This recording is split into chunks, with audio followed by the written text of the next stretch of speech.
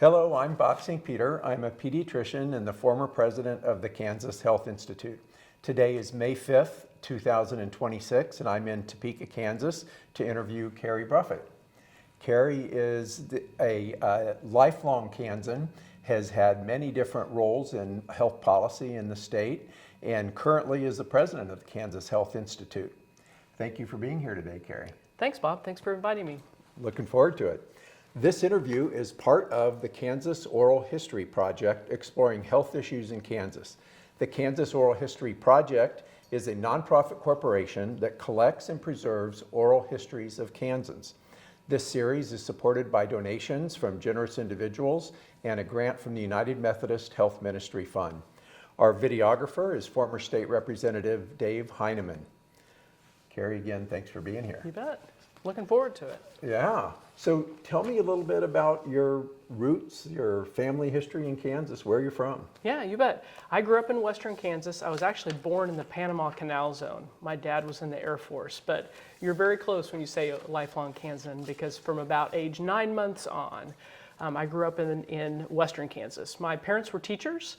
I grew up a lot of my life in Oberlin, Kansas, on the northwest corner of the state. If people aren't familiar with that, that is close to Nebraska and not too far from Colorado. So when I was in high school, my dad got a job in Victoria, which is, if folks aren't familiar with it, it's a little town not too far from Hayes, but with a very well-known church, the Cathedral of the Plains. Well, I warned you, I was going to say, so you've got the Cathedral of the Plains in Victoria, and we have a beautiful church in DeMar, Kansas, where my family's from also. We've debated which is more remarkable. Yes, they're both beautiful, and that's one of the great things about some of the small towns in Kansas, some incredible historical sites there. Yeah. So I grew up in Victoria, went to Fort Hays. My first job out of college, I was a newspaper reporter. So when I think about looking back in my life and my work in health policy, probably when I was working for the university leader at Fort Hays, I wasn't thinking that someday I'd be working at the Kansas Health Institute. But in a way, the path makes sense. Yeah. Really thinking about how policies impact people, whether that's health policy or really any sort of governmental policy, that's the kind of work that is important to understanding how policy impacts health.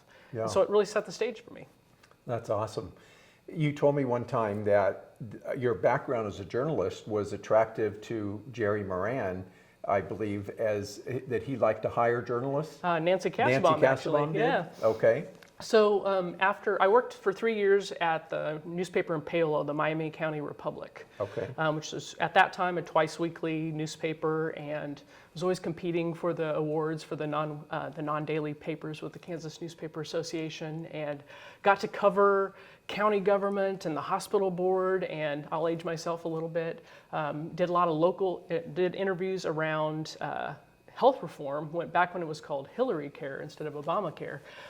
In the 90s, and one of the experiences I got to have was spending a larger part of a day interviewing Senator Kassebaum when she was on a visit back to Miami County and going around from place to place, and I somehow talked myself into, or was granted the ability to ride with her from place to place, as Mike Harper, her state director, was taking her from each location, and I got to talk to her about every topic under the sun. She was really generous with her time, but we talked quite a bit about health policy and health reform at that time. And not so many months later, there was an opening in her office for a legislative assistant. And I was very fortunate that she liked to hire people with journalism backgrounds, because I think, I won't put words in her mouth, but I always thought probably a common denominator with those folks is that you can take a lot of complex information and boil it down to some key questions.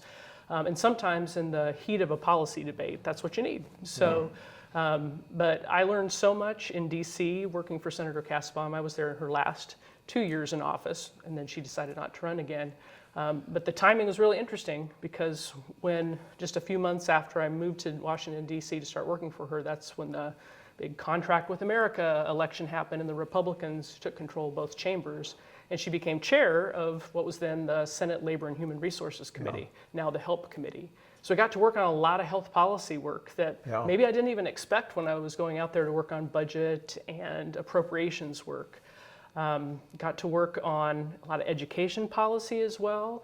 I was in Senator Kassebaum's office when HIPAA was passed. However, I always say to my friends in health care, I wasn't really very directly involved in the development of HIPAA. For those who either appreciate it or also find some of it challenging. But it was a great accomplishment. And I remember at the time, big arguments about whether it was going to be called Kennedy Kassebaum or Kassebaum Kennedy as legislation, because it was so important legislation at the time.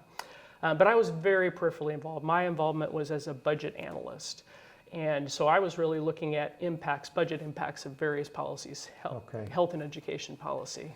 Was the CHIP program authorized at that period of time when you were in Senator Kassebaum's office? That wasn't anything that I worked on. Okay. Yeah. So I went and worked, then after she did not run for office again, I did get the opportunity to work for Jerry Moran in his first term in the House as his first legislative director. And then that's where I really got engaged in health policy, particularly around rural health. At the time, he was very involved, and I know he still is very involved with the Rural Health Caucus. And so that was some of my introduction to some of the very specific rural health policy work as well. Yeah. What are some of the things that you learned from working at the federal legislative level, both in the House and the Senate, that you carried with you through your career and maybe that you find useful in what you're doing now? Yeah. First of all, I mean, it's hugely important work, and policymakers want to know how the impact of the federal policy, what that impact is in their districts or in their states that they're coming from.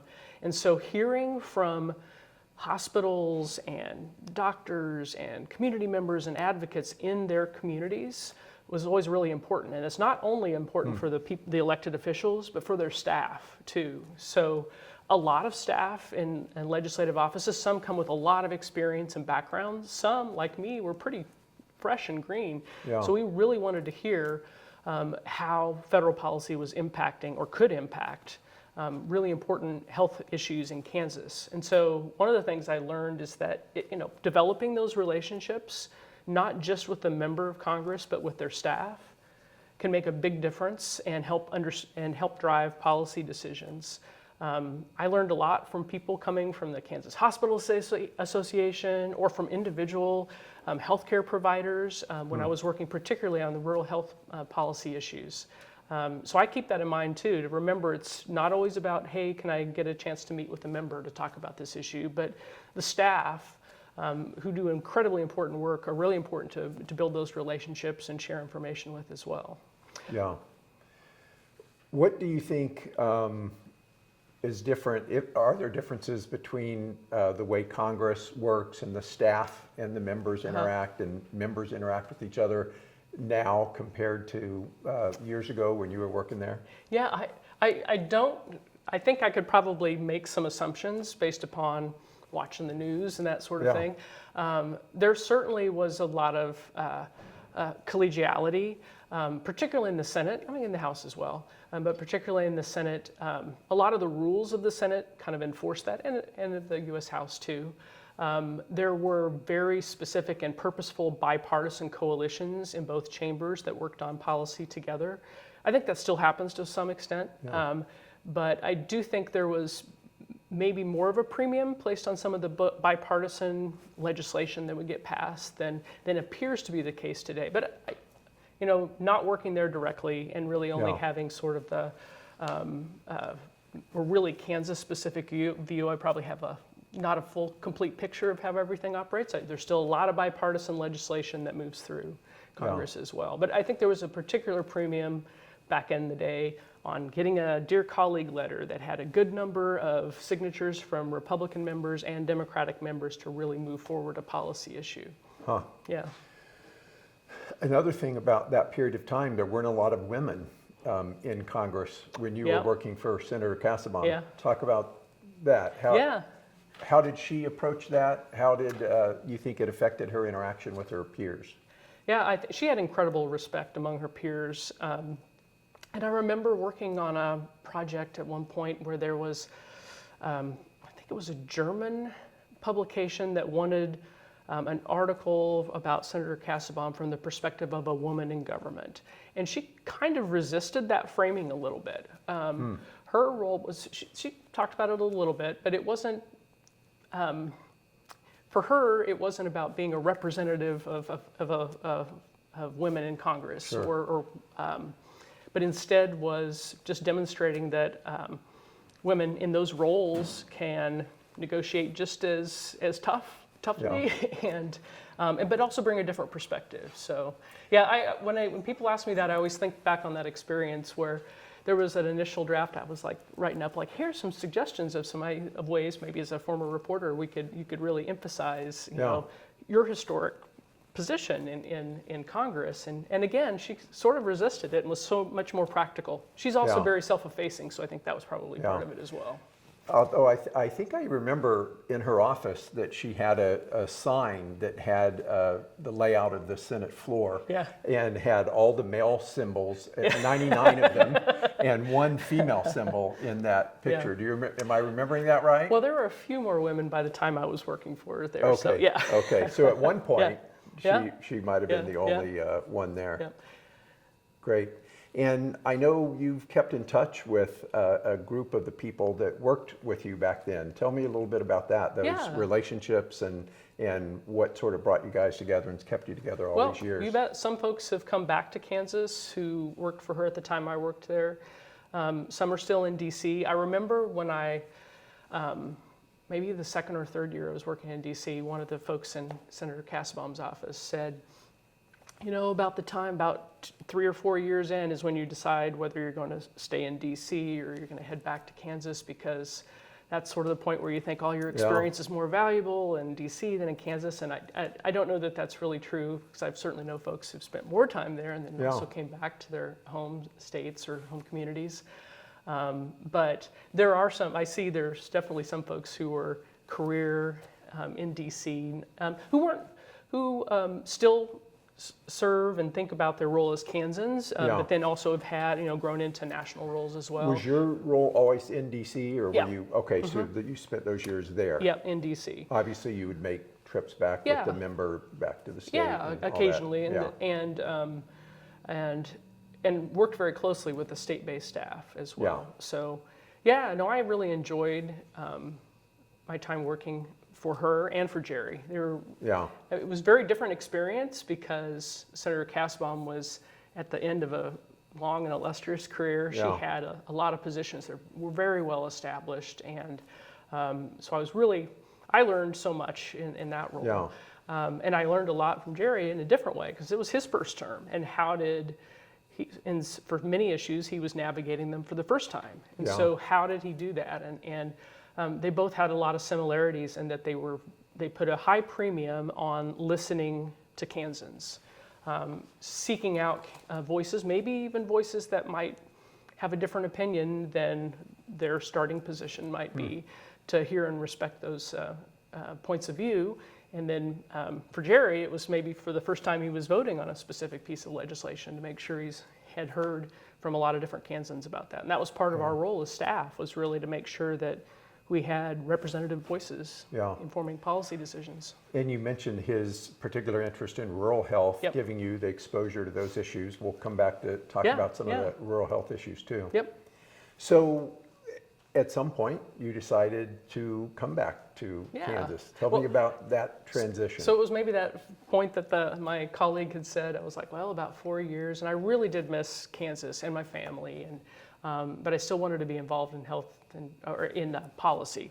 I wasn't really specifically in health policy. I was Jerry's legislative director, so worked in rural health, but did a lot of other things as well. So I first came back to Kansas and worked at Koch Industries. And then it worked both in policy, but some with the foundations, a couple of the foundations.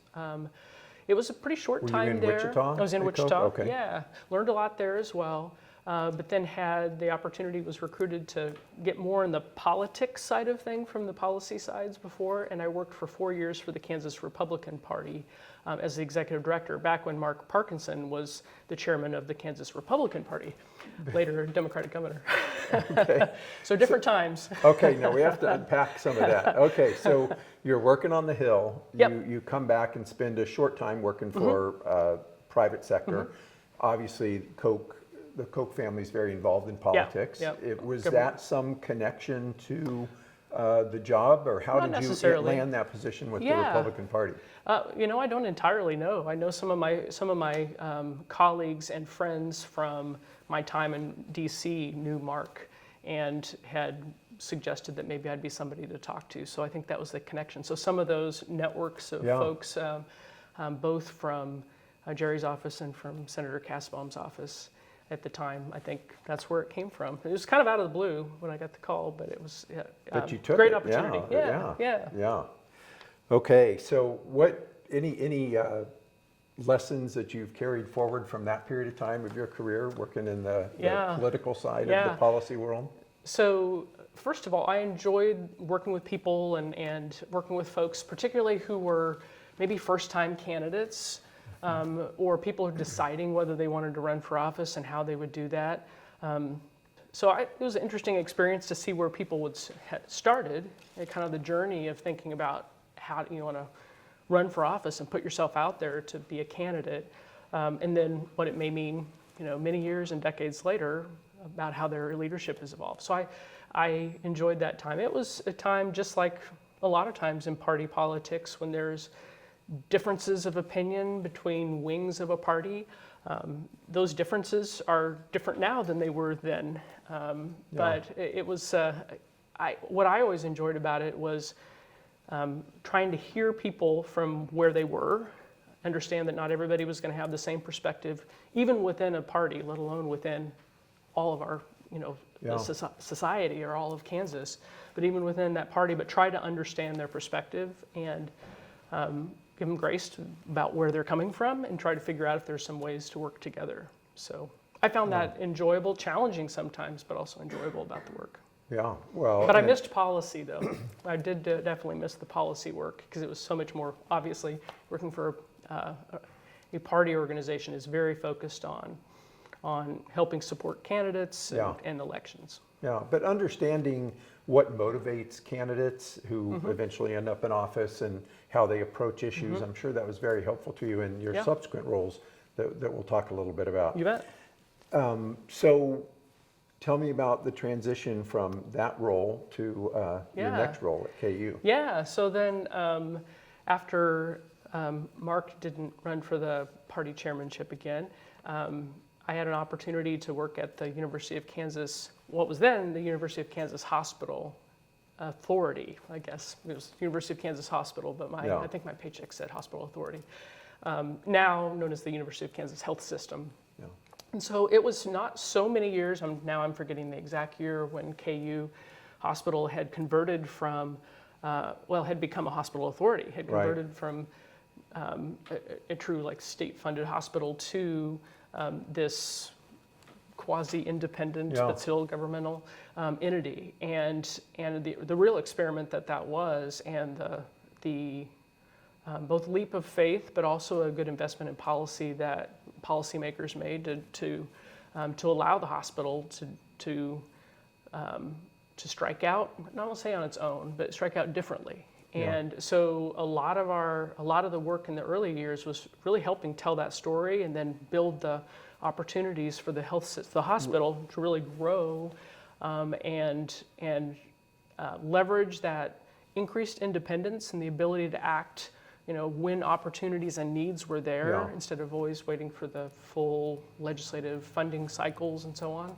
I remember floors of that hospital that hadn't been, the walls hadn't been updated since the Carter administration, maybe some beds. I hope you're interviewing somebody from the KU health system because they're going to have it fresher on their mind about this history.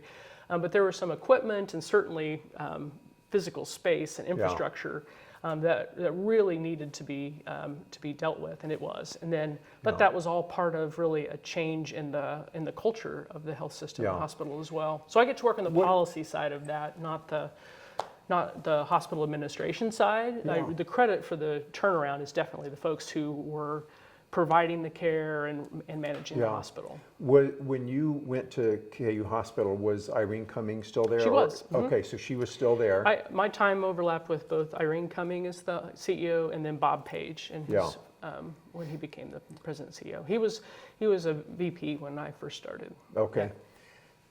It really has been a Yeah, remarkable incredible. transformation of a hospital and a health system from Yep. lots of challenges, not just with the physical Yeah. infrastructure you were Financial talking challenges, about. yeah. Yeah. Some quality of care issues that really challenged the hospital and I think led to this transformation and now a 25 to 30 year evolution to a leading academic health center. It's been remarkable. Tell me a little bit, you were there a number of years. Tell me about what were some of the really important things that happened early in that transition for the health system, for the hospital. Yeah, well, certainly, and again, by the time I was there, that transition had been well underway. But I do think the ability to look at opportunities and needs that the community had and be able to building. If you look at the physical infrastructure of what the hospital was and the health system was when I first started, which was really mainly the base of the old hospital building, which is still sort of the main hospital, but now has additional floors and additional buildings and is much more now, I think, much more collaborative between the hospital authority and the medical center, so the medical school side as well, which I think was a challenge for a few years, really, about sort of that balance of the hospital's needs and the health system's needs and the needs also of the medical center and the medical school. And it was under the leadership of a single person at one point in time before this transition happened. And so I think some of that transition made it a little bit more challenging perception-wise, both on campus, but it also provided opportunities not just for growth's sake, but for actually meeting needs in the community. Great work to tell the story, I think helped really, and then some of the challenges also led to really good opportunities for increased collaboration and sort of the unification is maybe not the right word, but we really think of the health system now as it is a health system. Where for a while it was seen as almost two-track, not by everybody. Like my email address was at kumed.edu, right? Even though we were part of the health system or the hospital authority. But so there was sometimes some confusion about what's the hospital and what's the medical school or what's the med center. I think a lot of that is melted away. Yeah. And I think to the great advantage for the health system and for the faculty who are the physician staff and for everybody. I think those challenges are very typical of institutions that have gone through that transition, that it's not unique. KU's experience wasn't unique, but that separation between the hospital and the medical school and the other health profession schools, and even getting privileges, faculty getting privileges at the hospital, all those sorts of things that have to play out. Yeah. You mentioned a couple times this, the physical structure, and this is a question, I suspect this is part of the story. Getting money for the hospital when it was under the full control of the state probably had a lot of politics and legislative sort of input around when they would be able to raise capital and that sort of thing. Is that one of the big changes that happened with the transition, that the hospital could access capital easier? I think it's probably, maybe this is too simple, but that story about it's more of an illustration maybe than a technical explanation, but the story of the beds that were from the Carter administration or the walls that still had the same carpet on from probably at least that time were because they were subject to, the hospital at that time was subject to appropriation cycles and overall state budget pressure, not only just what was on the hospital, but on the overall state budget as well. So there was a new opportunity for the hospital to be able to acquire capital, raise more money, raise money from charitable sources as well, to be able to support the work. Not that didn't happen before, because it absolutely was happening before for state entity, but it provided a different level of independence that allowed them to both be responsive, but also be able to make some investments that were harder to do when you're dependent upon a year-to-year appropriation cycle. So in your role with government affairs for a growing and transforming health system, what were some of the issues that you dealt with? Yeah, so it was interesting. We worked both with state policymakers and federal policymakers because a lot of the policy issues impacted both, or one Yeah. or the other or both, or were impacted by one or the other or both. An example of one that's maybe more federal, is definitely more federal, was the 340B drug pricing program, right? Okay, That's always so a federal policy. Give the nutshell of what that is. Okay, it's basically discounted pharmacy costs for certain kind of facilities at the time, primarily safety net hospitals. Yes, Yeah. okay. So, and there's it's things you have to still do. a major issue in it's the still a major legislature and right now. now. It's actually become more of a state issue as well. Yeah. But historically, and this is, I think, still the case. People will correct me if I'm wrong. If you run a 340B program, you have to have those medications are kept completely separate and distinct from the medications from others as well. So you've got there's administrative responsibility that goes along with it, but it actually does have create savings as well. Some of the current discussion is always who benefits from those savings the most. Yeah. I think that's what some of the discussion, both at the federal and state level. But that was part of the work. We worked on that pretty regularly to ensure that that was something that at the federal level that was maintained, because that was important for the patients that were served by the health system. Before we move on to other topics, I'm going to take a little bit of a policy nerd dive on 340B. Okay, well, I'll let you go from now on. Well, no, there are questions. So one of the challenges, and we'll talk about Medicaid expansion later, but one of the facilities that are eligible for this program to get the reduced price prescription drugs, they have to provide a certain amount of care to Medicaid patients and unreimbursed care, that sort of thing. As Kansas being one of the states that has not expanded Medicaid, the number of people and therefore the share of patients that many hospitals are caring for with Medicaid is actually going down. And there are several hospitals that are crossing that threshold from being eligible for the 340B program to not being eligible because their Medicaid share is going down. I think that's an interesting, unexpected ripple effect of the Medicaid expansion question. I know we're going to skip ahead. I did end up later working in state government, including in the Medicaid agency, and that was an issue even sort of prior to some of the key decisions around Medicaid expansion, where that was impacting hospitals. I think another program that I worked on when I worked at KU Health System, and it's still issued right now, is disproportionate share hospital payments. And so, explain briefly what that is. Again, it's really intended for additional funding. It's set on a cap at the federal level by state that is available for hospitals that serve, as the name makes it sound, a disproportionate share of uninsured or sort of uncompensated or undercompensated care.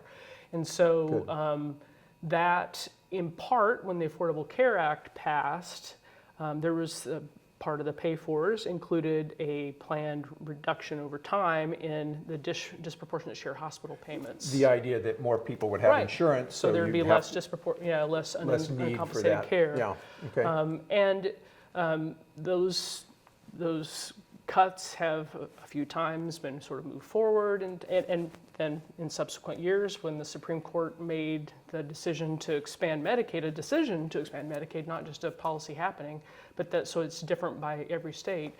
There's different impacts for every state about what those changes could look like. And so disproportionate share hospital payments, we were talking about it even before the Affordable Care Act passed. That passed while I was working at the health system. And so it was always a big issue and became an even bigger issue.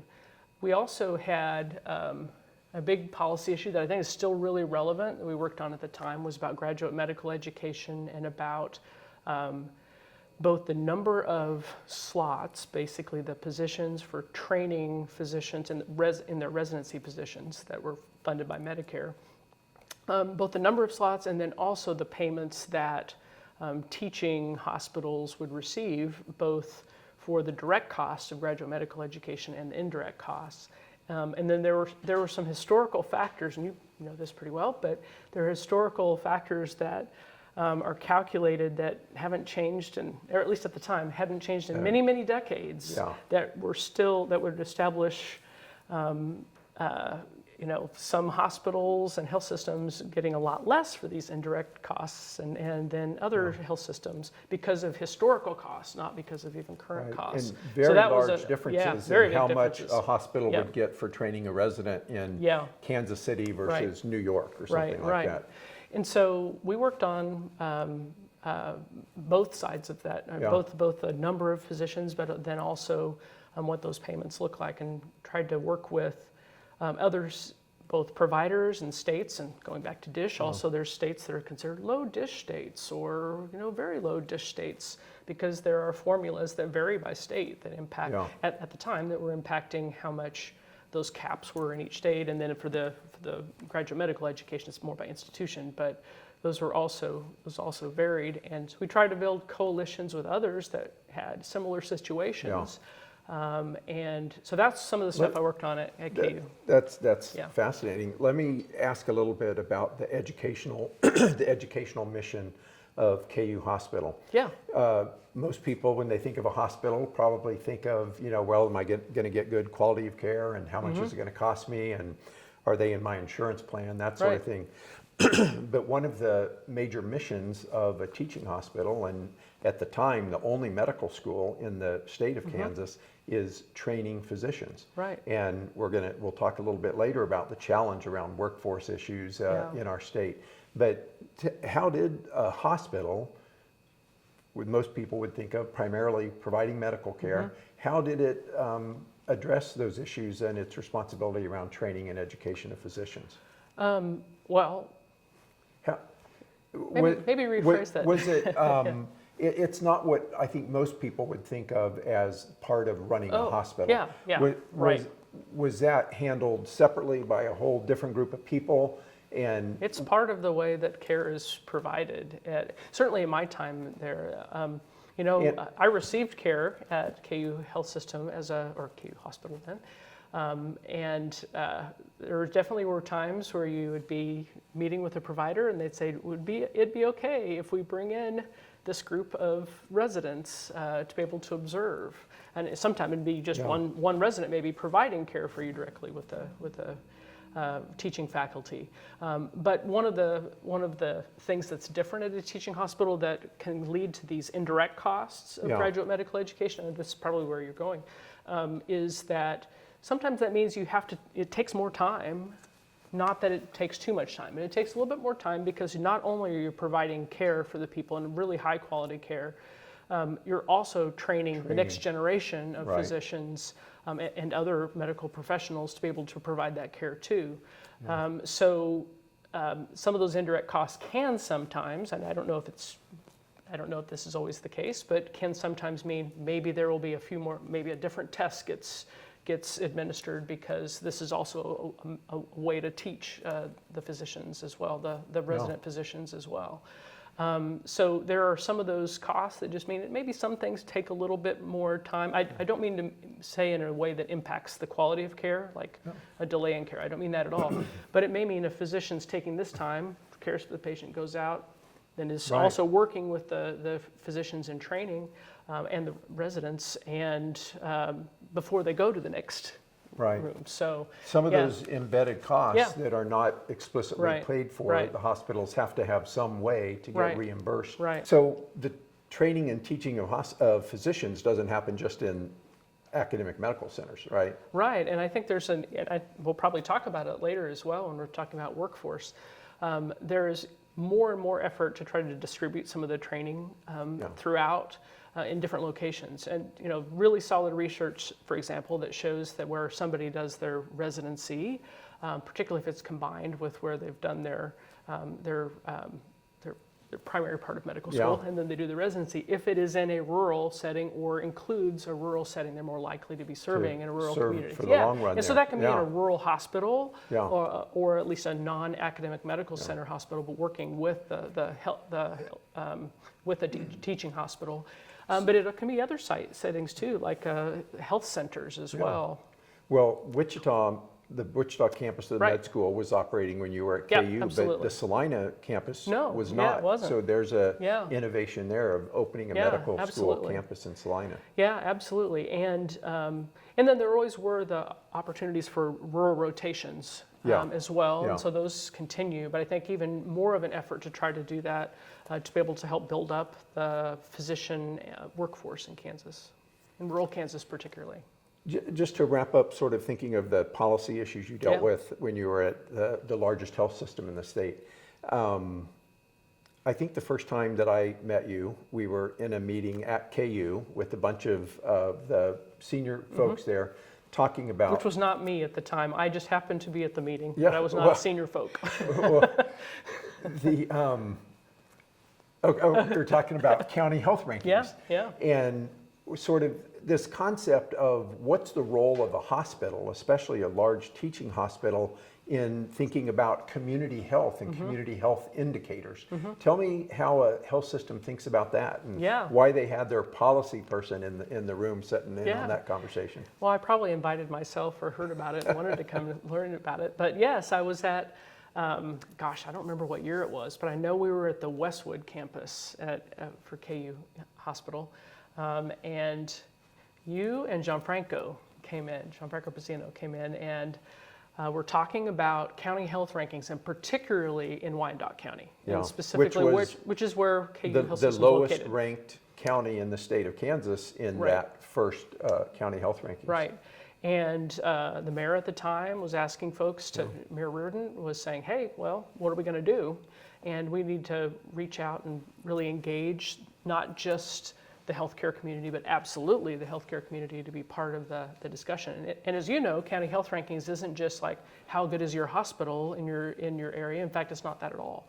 It really is all those other factors that are impacting health and influencing health. And I remember either you or Gianfranco were going through some of the areas where Wyandotte County faced particular challenges, and some of it was like, maybe I remember seatbelt use or some things like that as well, and certainly a lot of other socioeconomic factors too. Yeah. And so I remember looking through as you're talking, going, how can a hospital, what is that?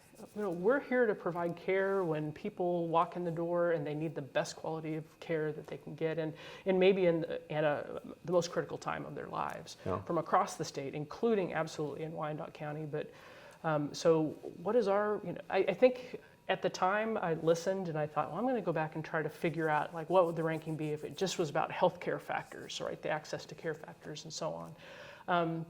But I think things have evolved a lot, not just in my thinking, it absolutely has evolved in my thinking, but with the KU health system and so many other of the health systems and hospitals in Kansas, where the role of hospitals, and particularly not just as healthcare providers, but also as members of their community and large employers that in their communities, in thinking about the overall health of their community and not just the quality of their health care, but a lot of those other factors are really important. I remember a county commissioner at the time came and talked to us about investing in trying to get more sidewalks put in some of the neighborhoods around the KU health system, around the hospital, because some of those neighborhoods just had no sidewalks at all. There was just the streets and people were walking the streets. So there was, wanted more ability to have exercise and safety and so on in the community. So those were maybe more emerging ideas, not so very long ago, really, but now are things are really embraced by not just KU Health System, but many other hospitals as well. Yeah. It can't be only hospitals. I mean, I'll absolutely acknowledge that. I mean, hospitals aren't always reimbursed or really for that kind of work. Your reaction, I think, was very common at the time, which is, what in the world does a hospital have to do with, what happens outside the walls of the facility? Right. But one of the examples, and I know we've talked about this and you've dealt with this a lot, you take a patient with congestive heart failure that shows up in the hospital, gets great care, looks great, is all tuned up and ready to go back home. Well, they get home and they don't have transportation to get to their follow-up. They don't have healthy food accessible to them. They're isolated socially. They don't have financial and educational resources to really manage their health. Well, what happens to that patient? They end up back in the hospital with congestive heart failure. So figuring out how to engage hospitals along with the community and all the community partners is now much more common, Yeah. and what we haven't figured out yet is how to build the right reimbursement Right. systems to really Right. make that work. Yeah, absolutely. Things like accountable care organizations, I think, in part were sort of to incent that, but the level of effectiveness and whether the incentives meet the need. Well, Still in progress. I remember that meeting well. It sounds like you do too. Hope I didn't look too skeptical. No, when you were it talking. was. I was really interested. I I promise. think it was another sort of growth in our thinking about health and how to improve health in the state. And maybe I'll jump to that broader health in the state question now, and then we'll come back to some of the other experiences that you've had. We talked about the county health rankings. That's a project that KHI did, originally looking at counties within the state. It then became a national program that the Robert Wood Johnson Foundation ran, looking at county health rankings in every state. But the United Health Foundation for many years has put out a state health ranking, comparing the health ranking of one state compared to the others. Right. And you know this very well. You guys have been doing a lot of work on this, but Kansas at one point had a high rating of being the 8th healthiest rated state back in 1991, not that long ago. Yeah. That's in the time frame we're talking about here. That's when I graduated from college. Yeah. Now the ranking for Kansas has fallen to as low as 33 and now has bounced back up a little bit more, is around 27. But lots of questions about rankings. Why are rankings helpful if they are helpful? Yeah. Well, I think there's a few ways that rankings can be helpful, and I'll reflect on county health rankings, but also apply this to the America's health rankings, so the state health rankings. If rankings are used for, I'll start out with what maybe they shouldn't be used for. If they're primarily competitive or a way to feel like, oh, we're not as good as our neighboring state or county, that probably isn't the best way to use rankings. And it probably isn't very motivational, even particularly when some of the things that counties or states need to do to change the trajectory of their ranking aren't going to happen overnight. But it can bring together, it can create a need. It can create the idea that there's some, maybe that sounds contradictory, but it can create some energy and momentum around a need. And by thinking of it as not just one measure that you could assign to this is one entity that's responsible for this measure, but really the wide range of factors that influence health, it hopefully also helps people see their work or how their work could be connected. And so it's not just going to be a hospital. It's not just going to be a legislature or a governor that can make that can turn things around. It's going to really require, or a mayor or a county commission either. It'll require all of those folks, as well as employers and people who are advocates for people in the community. Providers, not just healthcare providers, but other service providers as well are part of it. So the rankings can be helpful in maybe creating the sense of, hey, we need to build our team to be able to improve our relative position. Now, rankings don't always mean, if your ranking falls, it doesn't always mean that your overall performance in a certain measure has reduced, but it means that you've lost ground compared to your neighboring state or county. But it can mean that you actually just have also just worsening health outcomes, not actual work. And so it's an indicator. I've used this in another setting, I think sort of a warning indicator on your car. So you better pay attention when you see that change, particularly if it's, gosh, if you saw an overnight change from 8 to 31 overnight, you'd be really concerned. If it takes a few decades or a couple decades to get there, maybe it sort of slips by until you start looking at it as ranking and see your relative position. I think one of the things that the Kansas Health Foundation, by focusing on America's health rankings and trying to get Kansas to not just turn things around, but maybe lead the nation in health, focused on is that it took something like saying that not only did Kansas fall a lot, but it actually fell the furthest Of any other state. from any other Yeah. state. So that sort of wake-up moment. So I think the rankings can be a wake-up call. But then individual measures within the rankings, even if you're a higher ranking county that's maybe usually first or second or third, or a state that's it's higher ranking, Yeah. there's still individual measures that absolutely impact health, factors that impact health where we could improve. Both relative to other states and communities, but also just in our own work. Yeah. So some of these measures, as you know, they're in America's health rankings. They include things like occupational fatalities. So in Kansas, that's sometimes been a challenge, in part because we have a lot of employment in the agriculture industry and in transportation, so in trucking and that sort of thing as well. And construction. So there are opportunities.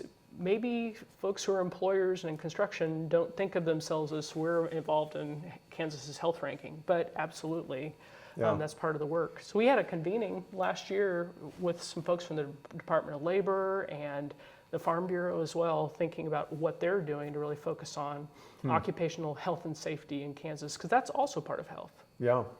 And I know you guys took a hard look at those rankings and tried to understand, talk to people all over the state, trying to understand what do we think can explain this decline that Kansas has seen, which, as you said, has been a steeper decline than any other state has experienced over that time. And you might be talking to somebody later who is one of the authors of that, so I won't step into his stories too much. But yeah, we looked at it and said, well, what can we say? We know there's many, we could do a mathematical analysis and say here are the, and we have absolutely looked at some of the measures that really have driven Kansas's changing position, which, by the way, Kansas has had for the last 3 years an improvement in the health ranking, which is the first time there's 3 years in a row since they started doing it, improvement, but just like 1 or 2 at a time. So we could do a lot of mathematical analysis, but there's so many factors. We knew there was a story behind those factors, and we wanted to. So this was a process called the Delphi study, and so not to be too technical, but basically surveyed or reached out to more than 100 people, and it had more than 100 people participate, about 100 people participate in identifying. We laid out, we laid out the challenge that you just described, the change in Kansas's health ranking, and then asked them, what do you think's causing it? And what are the concerns we have, and what are the priorities that could turn things around? And the first wave was just collecting all of that input from 100 folks, and we reached out across sectors, not just in health and not just in public health. We reached out to business and policymakers as well. We'll say that we had the highest response, and so it's probably absolutely affected the results from folks who work in health and in public health. But we sent that net out far and wide. And then the second round, after we got all these responses and kind of grouped them into some key themes, we asked folks to prioritize or list or kind of rank them, and also be able to restate or maybe add something that didn't end up showing through in the first round.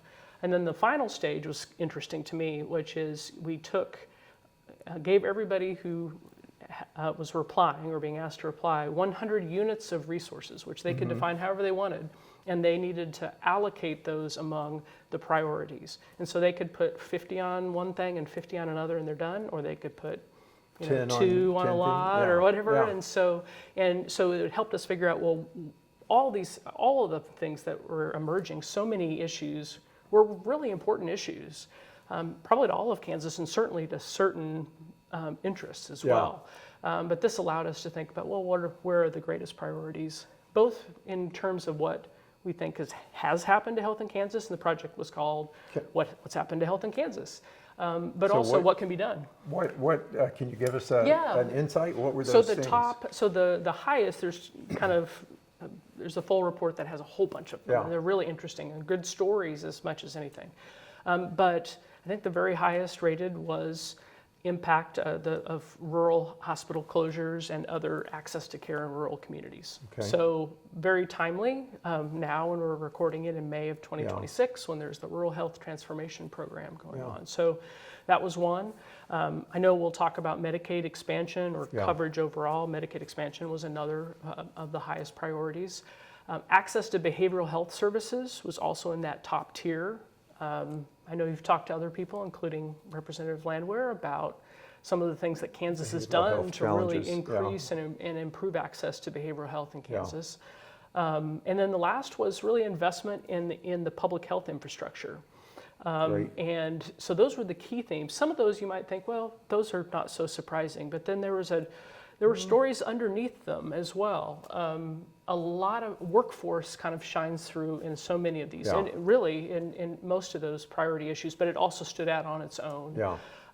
And there were other sort of overall issues about sort of the culture of health and what do we think of and what do we value as health in Kansas that also emerged as key themes.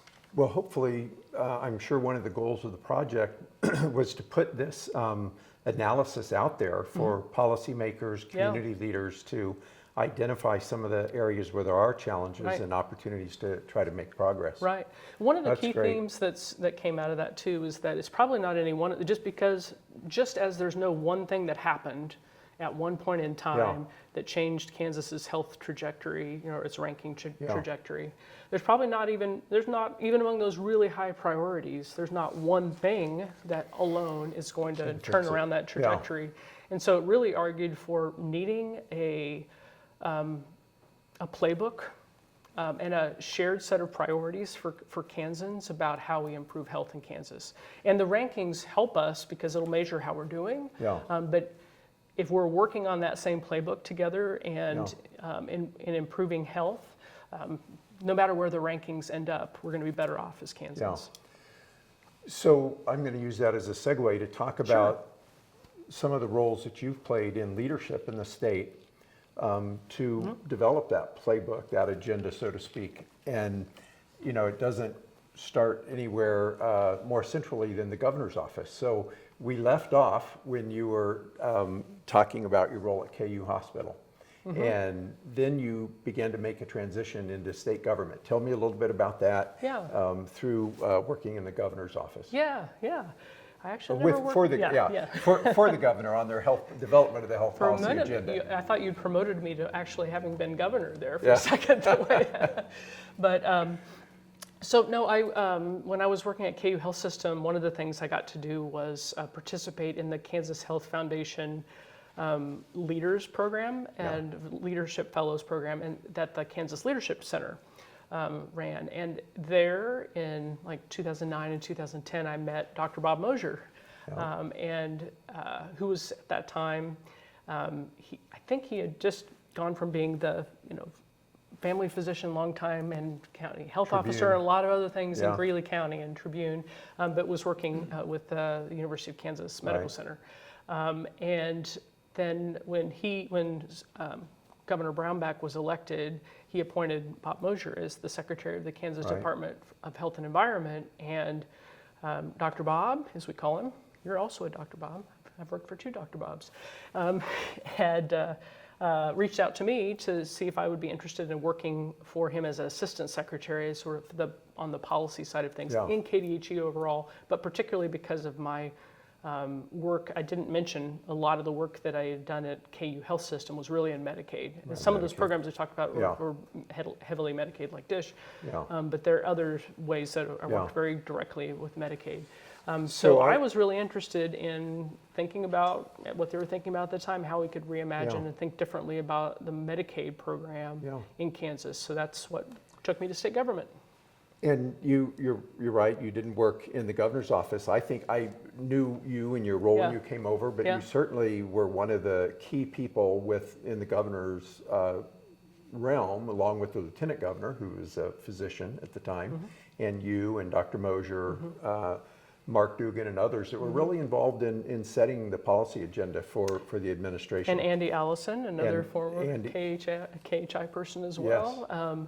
So Andy, when I first started, so that first year, I was working in the Office of the Secretary, so I wasn't in, at that time, the Medicaid program was part of the Kansas Health Policy Authority. Right. And there was legislation in that year, in 2011, I guess that makes it, to bring the Medicaid program back into a state agency, but instead of where it had been pre-Health Policy Authority and SRS, it was going to be in KDHE. So we worked really closely with the folks in the Health Policy Authority, so Andy and Scott Bruner at the time as the Medicaid director, on both that transition, that upcoming transition, and then also thinking about what Medicaid would look like moving forward in Kansas. So had that first year was largely worked broadly on a lot of health policy issues in KDHE and environmental issues, but a lot of focus on Medicaid. And then when Andy had the opportunity to go to Arkansas to do some really interesting and creative stuff in Arkansas, working with their Medicaid program, I had the opportunity to work at the Division of Healthcare Finance, which by then had become that's where the Health Policy Authority infrastructure had moved to. So great opportunity to work there and learn a lot, bring some of my background and experience, but also learn from a year of listening sessions and public meetings around the state about how could we change the Medicaid program. And then it led to the creation of KanCare, which is at the time one of the most comprehensive integrated managed care programs. So Medicaid programs can have direct provision or payments by state Medicaid agencies to the providers, or they can do something called managed care or MCOs. So right now they've been around long enough, so people probably think that is what Medicaid is, but managed care had been part of Medicaid and the Children's Health Insurance Program for many years in Kansas, but it hadn't, through HealthWave, but it had not been part of services that were provided for people with disabilities and behavioral health services and older adults, although the behavioral health services also had a sort of quasi-managed care model too at the time, but a different model. So that transition to a more comprehensive integrated managed care was a big transition for Kansas, and a big part of what I did in the first part of my years in KDHE. I know, or all my time in KDHE, really. Part of your background, listening to constituents and people involved in the issues, I know you heard a lot about that proposed transition to managed care encompassing disability services and those sorts of things. Tell me what some of the issues were that were being talked about at that time. Yeah, big concerns, some of them as technical, but really practical and important as making sure that providers who had only ever had to bill the state Medicaid agency, the services they provide are not covered by other, or at least at the time, certainly weren't covered by other insurance. A lot of the home and community-based services, for example. And what would it be like for them to be billing, these big national companies that, even though they had a Kansas face, they were, they would now have one, two, or three different ways to have to bill. So. Trying to set up a system to transition that so that the providers who are providing the care that allow people to stay in their homes, in their communities, as long as they want to. It was important to get them paid, not just from we're taking care of providers, but that's really also taking care of the people that are receiving those services. So that was a big transition issue, one thing we really focused on. And then I think a broader issue was sometimes the concern around would managed care organizations who had a lot of experience working with healthcare services really understand how to provide those other services that Medicaid provided and value them. And there was concern about sort of medicalization of some of the long-term disabilities and some of the supports for people with long-term disabilities. Supports that help people stay in community settings. They weren't medical care. Right. They were services to support their everyday activities. So it was important in the selection of the managed care organizations at the beginning that they had some experience working in states where they'd had but where they had worked with other services other than your quote unquote typical medical services, and but it was still one of the more comprehensive versions of integrated managed care. So all the behavioral health services and those long-term services and supports in with the same managed care organizations that were doing healthcare was both a concern and a challenge, but also the opportunity. The opportunity there was to hopefully have really person-centered care that is focused around the individual and their needs. The extent to which that's successful, we set up a lot of measurements, and at my time at KHI, we've been trying to help measure and figure out about the success of that, and some of the challenges of that. I think we did in the implementation, a lot of those technical things we were able to work through very effectively, but it was still a big culture change for providers and for the payers. So you were working with the governor's team and the Division of Healthcare Finance when a lot of this was developed and implemented. And unlike a lot of situations, you didn't then walk away and do something else. You then eventually became the secretary of the cabinet level agency that actually administered a lot of the programs that you're talking about. Yeah, so the Kansas Department for Aging and Disability Services, which was a combination of what had been the Kansas Department on Aging and the disability and behavioral health services that had previously been in what was then SRS, that now is Department for Children and Families. That was an agency that had also come around the same time that when KDHE had absorbed the work of the Health Policy Authority. So if you remember pre-Health Policy Authority, most of Medicaid was all in SRS, Social Rehabilitation Services, and then mostly was in the Health Policy Authority, although the behavioral health services and the long-term services and supports and aging were still sort of distributed within the SRS and the Department of Aging. So KDADS was the agency that had, and still has, programmatic authority for not just the Medicaid services for older adults and people with disabilities and behavioral health, but definitely including those. So I had the opportunity to work as the secretary of that agency, and we didn't work only on Medicaid. I mean, it's a lot more than that, including the state hospitals as well. But I think it was really consistent with what I was interested in, or what had really come to motivate a lot of my work, which is, growing up in Western Kansas. This was also related to when I was in the KLC program for the KHF Fellows, where you're supposed to come up with your personal mission statement. And it was an interesting challenge. I'd look back on all those things I had done up to then. That was when I was still at KU Health System, and thought, for me, it is where people choose to live shouldn't determine their outcomes. And we know that based upon a lot of the research, that where people are born or where they live right now absolutely is. There's a high correlation to some of the, not just health outcomes, but other outcomes as well. And an agency like KDADS, the mission is to help people stay where they want to live where they want to live in their homes, be able to access services in their communities as long as they want to, as long as they choose, by providing services that aren't typically going to be provided in just through health insurance, typical health insurance. And so, I really valued KDADS, and still value the work that they do now as well. I learned a lot. It was a different. I had worked with a lot of the stakeholders, with KDADS stakeholders, when we were going through the CanCare implementation as well. So I knew a lot of folks, but got to know their programs and the work that they do even more closely at KDADS. There's incredible dedication, not just on the state agency staff, but the folks in those sectors who work in providing those services. And so it was an honor to get to work with them and get to know them, and still be able to get to work with them now in my current role. Well, and caring for a group of very vulnerable citizens of our state that rely on these services and supports to have a fulfilling life.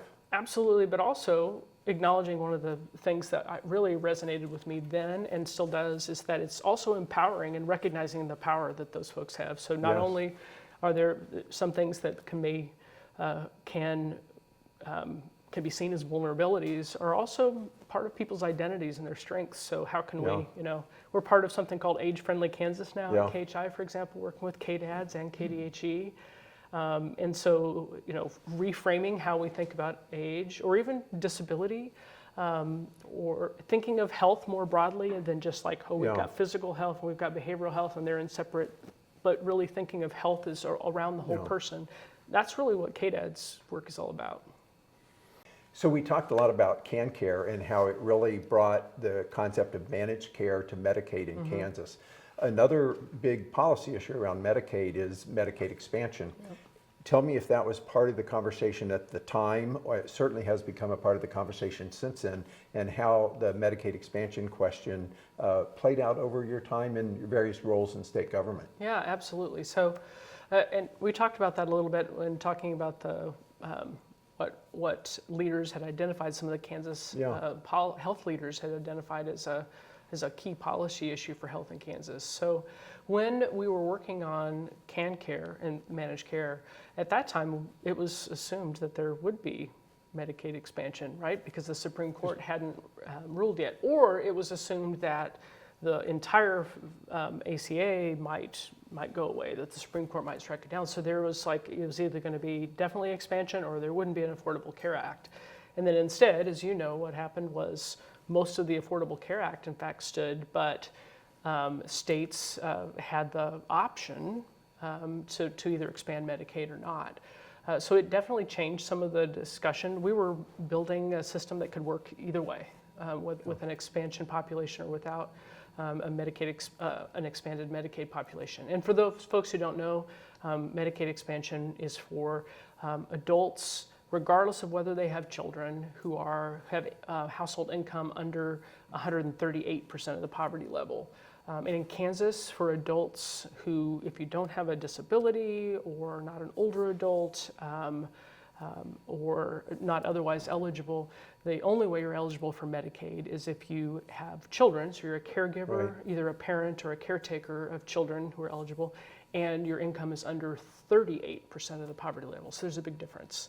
That was a discussion at the time. Just to give some context, 38% of the poverty level in Kansas for a family of four is roughly $12,000, something like that. So we're talking about people that have some income, are working, but not making much money. Right.